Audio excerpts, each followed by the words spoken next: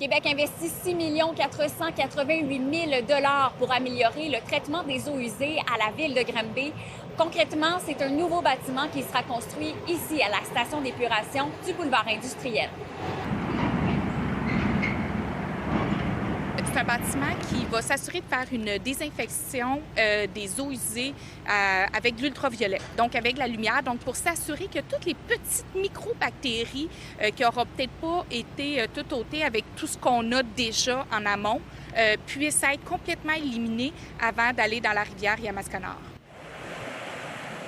Mais attention, les 57 000 résidents qui consomment actuellement cette eau n'ont rien à craindre. Ce qui était important pour nous, c'était qu'on soit capable de répondre positivement au fait que la centrale d'épuration répond à 15 300 résidences à Granby. C'est un endroit qu'on oublie à la ville de Granby, mais la centrale d'épuration est immensément importante. Donc, y donner un peu d'amour et de s'assurer que les rejets de ces eaux usées comme telles seront encore de meilleure qualité dans la rivière Yamaska.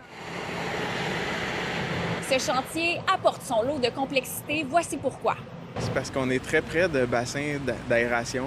Puis pour pas affecter les ouvrages qui sont déjà construits très en profondeur, on doit construire des murs berlinois. Fait que c'est pas une technique qu'on fait souvent là, à Granby parce qu'on n'a pas souvent le besoin de travailler à proximité de grosses infrastructures.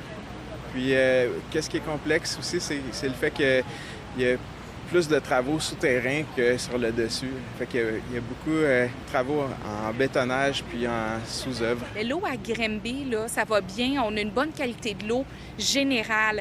Mais on le sait, on avait déjà annoncé il y a quelques années l'ensemble des rénovations qui s'en venaient, autant pour la centrale de traitement des eaux que pour la station d'épuration des eaux usées.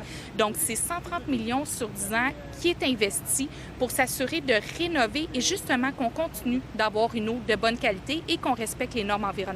Si tout va bien, le chantier se terminera à l'été 2027. À Granby, Alexandra Paré pour Nouveau Info.